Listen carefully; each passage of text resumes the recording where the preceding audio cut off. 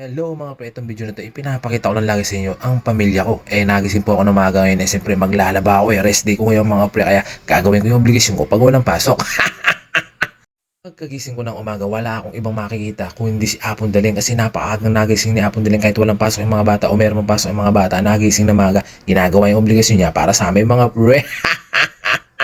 Ito po mama ko la po tita kampanya linaw po anong gamit din anak na mga pre, yan po yung ima, obligasyon na gagawa ng bahaya po makom aliwang bansa. Si Tita Kim Tito Kim napakaaga nagising mga pre kasi ilang araw din siyang nasakit mga pre. Kasama niya pong nakatambay si Apong Nick. Si Apong Nick po pag walang ginagawa sa bahay nila o nainip sa bahay nila pupunta kina Apong Daling mga pre. Nagluluto ng almusal si Apong Daling mga pre. Si Apong Daling po kasi kailangan niya po talaga mag-almusal pag umaga kasi umiinom po siya ng mga medicine niya. Yung mga pinipirito niya, yung parang mga tuyo na malalaki rin mga pre. Napakasarap magluto ng Apong Daling. Basta si Apong Daling, walang kasilupit, napakabait. Oo, may edad na yung apo namin Daling pero napakalakas mga pre kasi tinutulungan niya yung sarili niya pag may nararamdaman sa katawan. Walang ibang gamot kundi halamang gamot mga pre. Si Apong Daling namin mga pre kahit magalit pa sa amin yan naiintindihan namin. Isipin na lang namin yung kabaitan niya sa amin. Habang nagluluto si Apong Daling ako naman naglalaba. Yan ang obligasyon ko pag walang pasok mga pre. Sino pa maglalaba? Apong Daling ali ako na mo.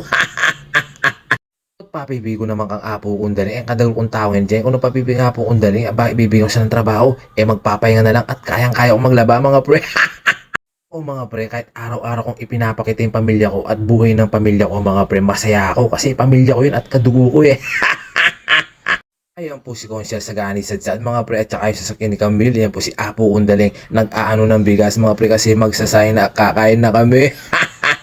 Habang naglalaba ako at pinapanood ko si Apo ko na nakahupo ako habang hindi ako nagbabanlaw tinitingnan ko na muna si Sniper Blue Mat.